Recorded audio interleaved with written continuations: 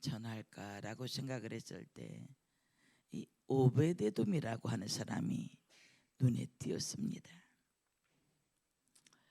앞으로 이제 하나님의 성전이 이전되어지고 새로운 일꾼들이 세워져서 교회를 섬기는데 어떤 말씀이 필요할까라고 생각할 때 다른 것보다도 오벳에돔이라고 하는, 그래서 오늘 법궤를 모신 자의 축복이라고 했지만 이것은 오벳에돔의 복입니다. 이 법궤를 모신 사람은 오벳에돔뿐만이 아닙니다. 오벳에돔은 얼마를 법궤를 모시고 있었습니까? 3개월 모시고 있었습니다. 그런데 사무엘상에 보면 법궤를 모신 사람이 또 나옵니다. 누가 있죠? 아비나답이라고 하는 사람이, 블레셋 사람들이 자꾸 전염병이 돌고 하니까 법궤를 새 수레에 실어서 보냅니다. 그래서 정착한 것이 아비나답의 집에서 70년 있었지만 아비나답이 복을 받았다는 것은 성경 어디에도 기록이 되어 있지 않습니다. 오늘은 법궤를 모신 자 오베데돔의 축복에 대해서 살펴보기를 원합니다. 12절부터 14절입니다. 역대상. 그날에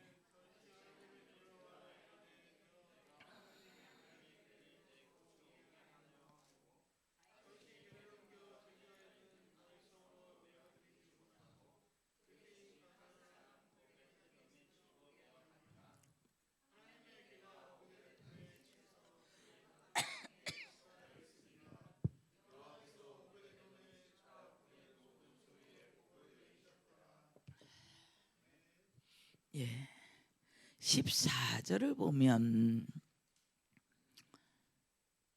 하나님의 궤가 오베데돔의 집에서, 12절에 보면 우사의 사건으로 우사가 죽고 난 뒤에 다윗이 하나님을 두려워하여 하나님의 궤를 옮겨갈 생각을 하지 못합니다.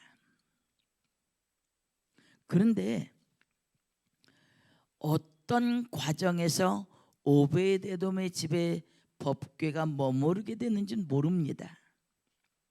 그러나 그 당시의 상황이 어땠습니까? 법궤 하면 블레셋 사람들은 가는 곳마다 전염병을 일으킵니다. 또 우사가 그 수레가 흔들리는 걸 보고 법궤를 붙들었다가 그 자리에서 죽습니다. 법궤 하면 어떤 생각이 들겠습니까? 두려움의 대상이었을 것입니다. 근데 사실 법궤는 어떤 의미를 가지고 있습니까? 하나님의 임재의 표징입니다. 과거에 이스라엘을 인도했고 이스라엘에게 승리의 표상이었습니다. 이러한 법궤를, 그래서 예수님 오시기 전까지 유대교 신앙의 핵심이었습니다. 법궤는. 법궤의 상실은 이스라엘 민족에게 모든 은총의 근원이신 하나님의 축복이 중단됨을 의미하기도 합니다.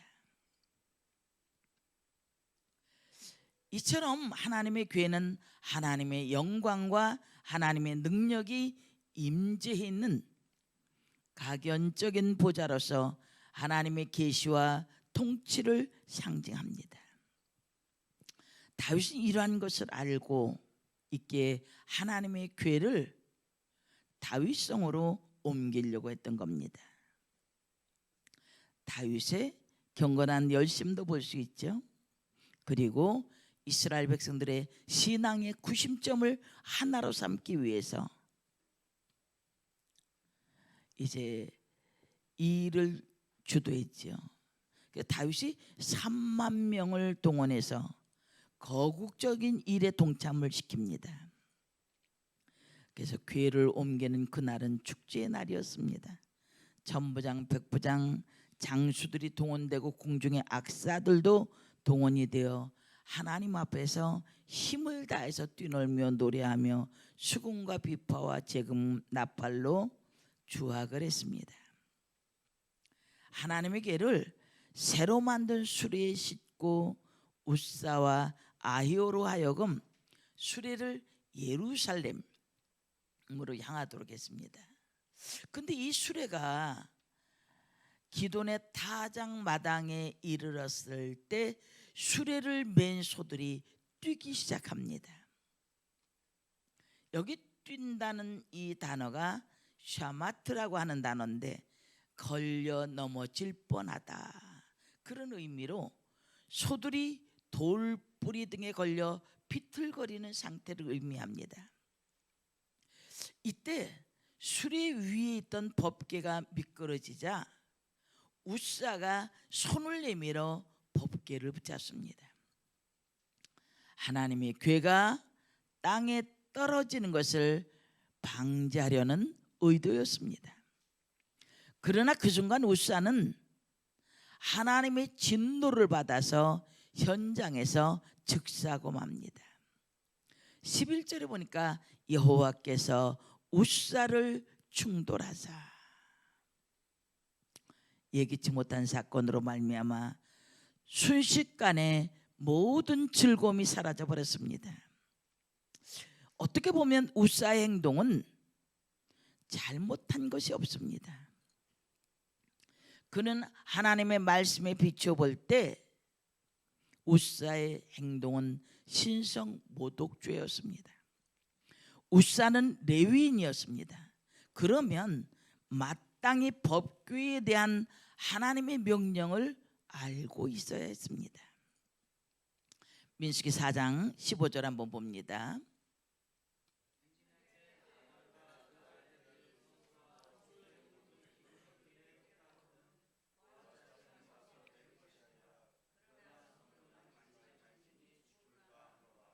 네, 이 법궤는 어떻게 해야 됩니까? 어떻게 옮겨야 됩니까? 고핫 자손이 어깨에 메어야 되는 거예요. 그리고 성물을 만지지 마라, 죽을까 한다. 아마 우사는 이 법궤에 친숙했기 때문에 하나님의 말씀을 잃어버리고 하나님의 거룩성을 크게 훼손하고 마른 겁니다. 하나님을 섬긴다는 명분 하에 하나님의 법을 어기려는 행위는 용납하지 않으시는 하나님을 보아야 합니다. 하나님의 일은 세상의 방법이나 인간의 방법이 아니라 오직 주께서 하라고 하신 규례를 따라 진행해야 합니다. 오늘 본문은 이런 것도 우리에게 말씀하십니다. 하나님을 향한 뜨거운 열정 못지않게 올바른 방법 또한 중요하다는 사실을 우리에게 알려주고 있습니다. 이 일로 인해서 다윗과 모든 사람들은 마음에 두려움을 갖습니다. 그래서 이제 궤는 가드 사람 오베데돔의 집으로 옮겨지게 됩니다. 사무엘하 6장 12절 한번 봅니다.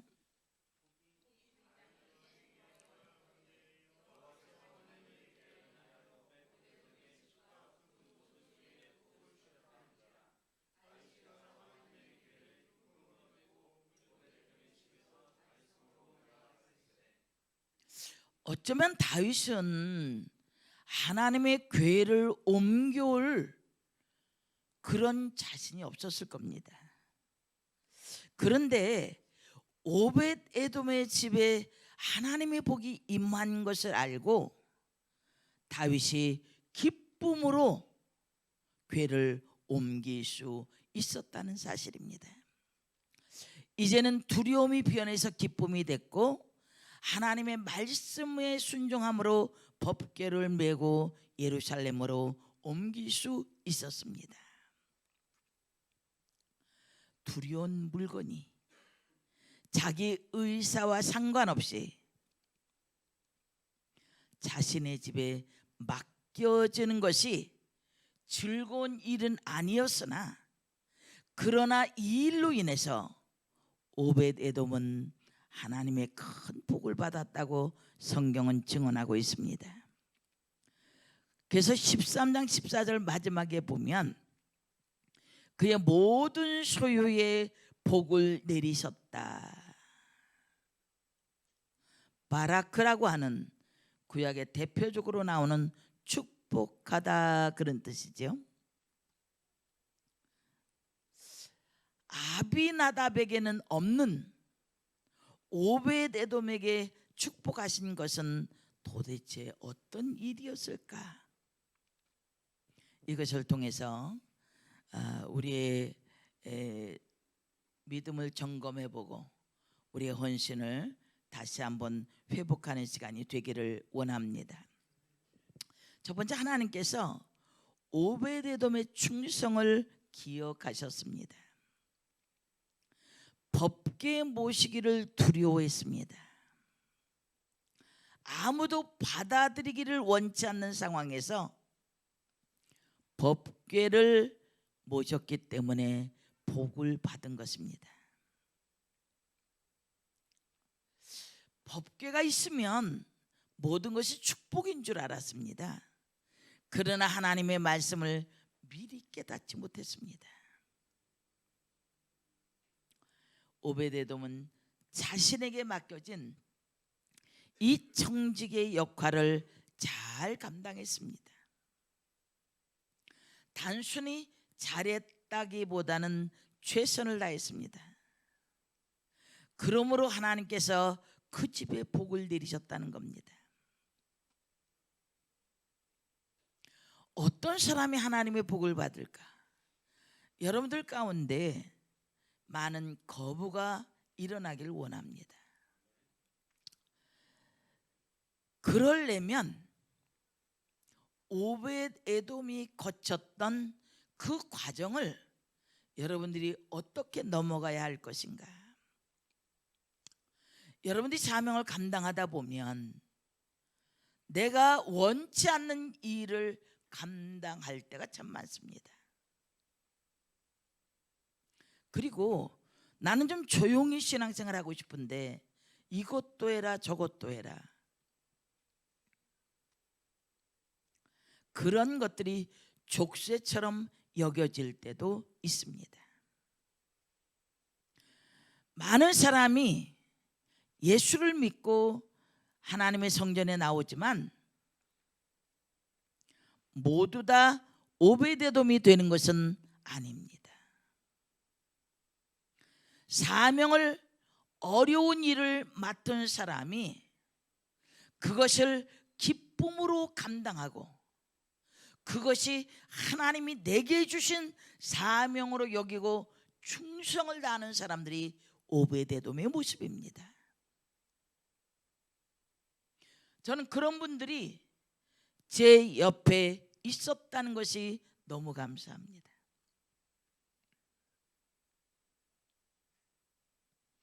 어떤 이야기를 해도 아니요라는 말을 하지 않고 끝까지 주 앞에서 최선을 다하려고 하는 모습, 그것은 제가 어떤 인간적인 모습이 그런 것이 아니라 하나님 앞에서 서 있는 모습이 됐다는 거예요.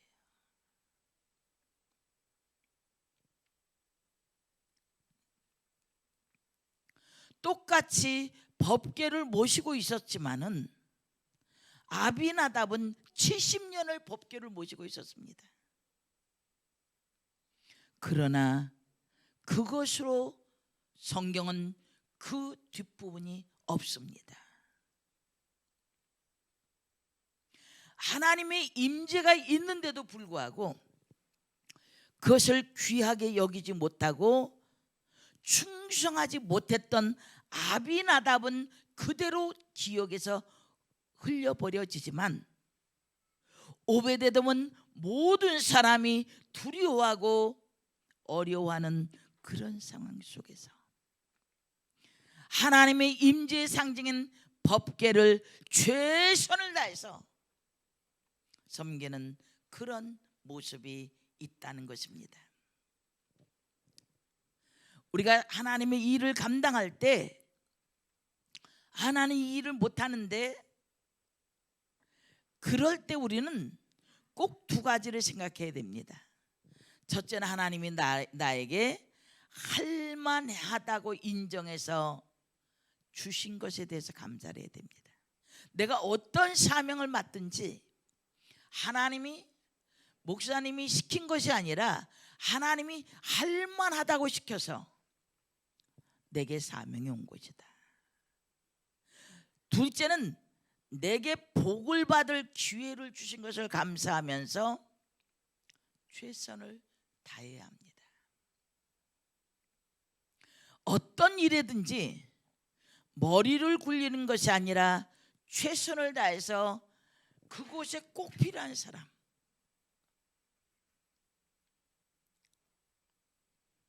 우리는 오벳에돔이 될 수도 있고 아비나답이 될 수도 있습니다.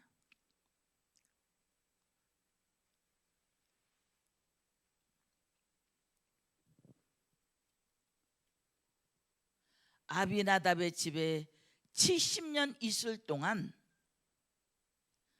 누구 하나 관심을 갖지 않았습니다. 먼지를 잔뜩 뒤집어 쓴 채 무성한 뜰 한 구석에 방치되어 있었겠죠. 그런데 그 일을 알고 다윗이 법궤를 옮기려고 했다가 또 어려움이 생긴 것입니다. 우리는 하나님은 중심을 보신다는 사실입니다.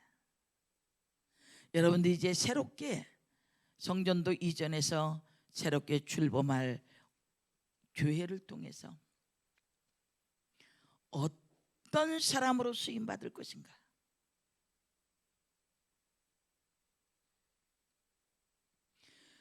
하나님이 보시고 그의 충성을 기억하시고 그의 섬김을 기억하는 사람에게 하나님은 반드시 복을 주십니다. 그래서 제가 말씀드리는 것이 아니라 성경에 기록되어져 있는 것입니다. 사무엘하 6장 12절에 보면 여호와께서 무엇으로 말미암아? 하나님의 궤로 말미암아 오베데돔의 집과 모든 소유에 복을 주셨다. 여러분, 내가 몇 년 동안 섬겼느냐?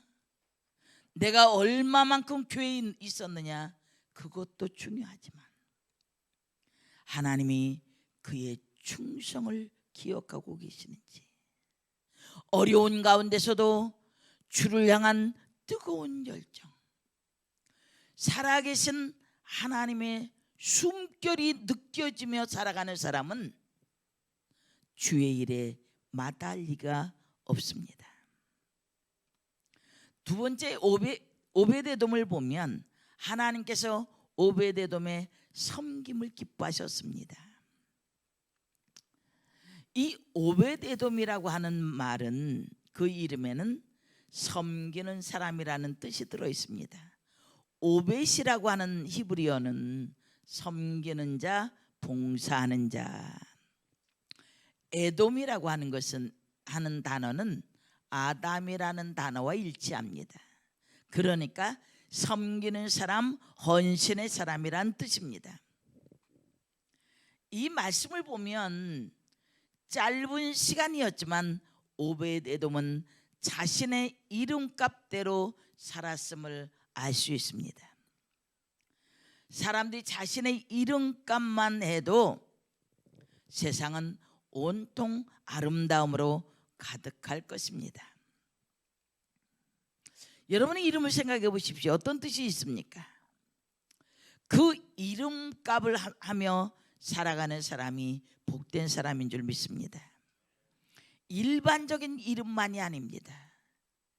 교회에서 그의 직분도 마찬가지입니다. 오늘도 수많은 교회에 수많은 직분자들이 있습니다. 그러나 하나님이 주목하는 오벳에돔 얼마나 될까요? 자신이 갖고 있는 직분값만 제대로 하면 교회가 한결 생명력을 얻을 것입니다. 주님의 교회에서 나를 충성되이 여겨서 직분을 맡겨주신 것을 생각하고 최선을 다해서 주님을 섬기듯이 섬기는 사람에게 하나님은 오벳에돔의 축복을 주실 줄 믿습니다. 하나님은 야곱에게 묻습니다. 내 이름이 무엇이냐? 글자를 묻는 것이 아닙니다. 너 어떻게 살아왔느냐? 그걸 묻는 거예요. 야곱입니다. 야곱의 뜻은 발 뒤꿈치라는 말과 어원이 같습니다. 그래서 지금까지 삶이 남의 발 뒤꿈치를 걸어 넘어뜨리며 살아온 세월입니다. 하나님은 그에게 새로운 이름을 지어주십니다. 이스라엘, 하나님과 겨루어 이길 사람, 씨름하는 사람. 하나님께서 오늘 우리에게 내 이름이 무엇이냐 물으신다면 무엇이라고 대답하겠습니까? 이름 석자를 물어보는 것이 아니라 이름값대로 내가 너를 세운 대로 내가 네게 사명을 준 대로 내가 살고 있느냐, 그런 물음입니다. 그 이름, 그 아름다운 이름값을 하며 살고 있느냐, 내 직분, 그 아름다운 직분값을 하며 살고 있느냐, 너 그리스도인 그 아름다운 이름값을 하며 살고 있느냐, 그런 질문일 것입니다. 오벳에돔, 섬기는 사람, 헌신하는 사람. 오벳에돔은 그 이름대로 섬기기를 기뻐하고 진실로 섬기며 살았습니다. 사람의 충성이나 헌신은 어느 날 갑자기 되는 것이 아닙니다.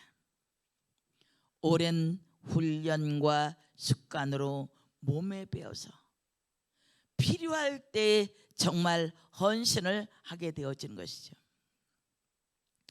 이기적인 사람, 그 사람이 지속적으로 헌신하는 사람이 되기는 쉽지 않습니다.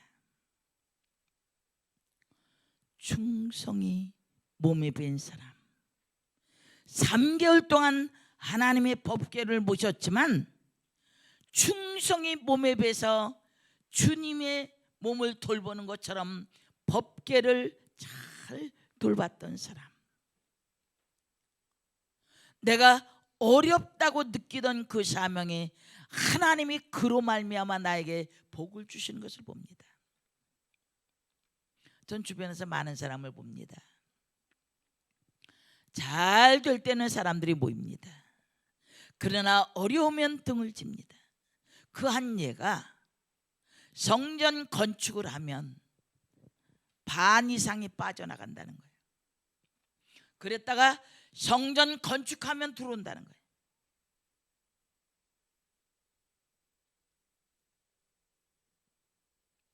우리 교회는 적어도 그런 사람은 없습니다.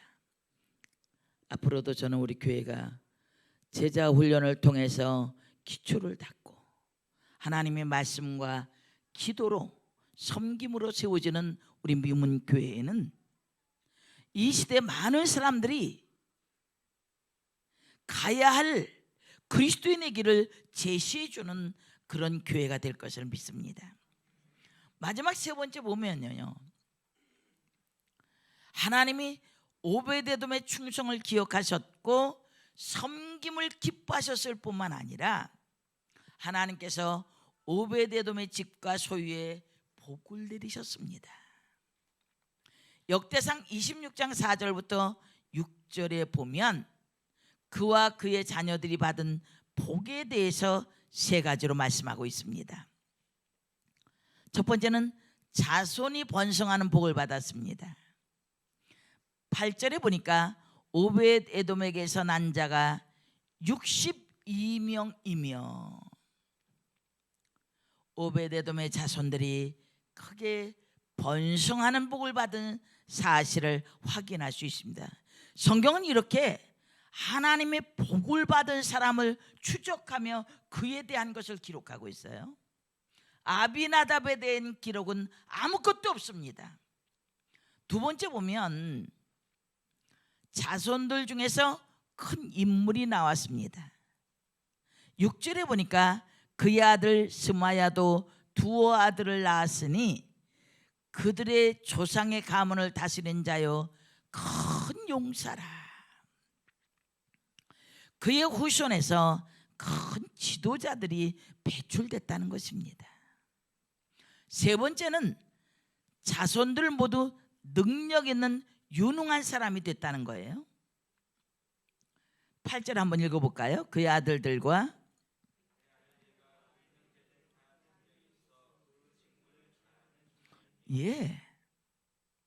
아들들과 형제들이 뭐가 있다고 그랬습니까? 다 능력이 있어. 법궤를 모시기 전에 오베데돔에 대한 기록은 1도 없습니다.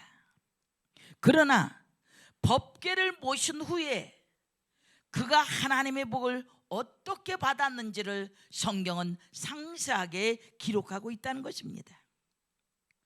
여기에 능력이 있다는 말은 유능하고 재력이 있다는 거예요.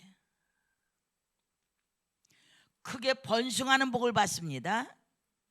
그의 후손들이 큰 지도자들이 되었습니다.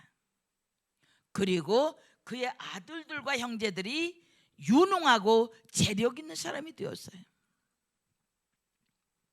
이와 같이 오베데돔은 하나님께로부터 자손의 복을 받았을 뿐 아니라 집안이 두루 형통하고 번성하는 사람이 됐습니다. 이것은 성경에 일관된 하나님의 축복의 방법입니다. 충성된 자의 자손이 잘 되고 복을 받는 것, 참 믿음의 사람들의 후손이 복을 누리게 하시는 것, 그것이 하나님의 축복의 방법입니다. 저는 여러분들이 이제 새롭게 출발할 교회를 통해서 이 오벳 에돔처럼 여러분들이 복을 받길 원합니다.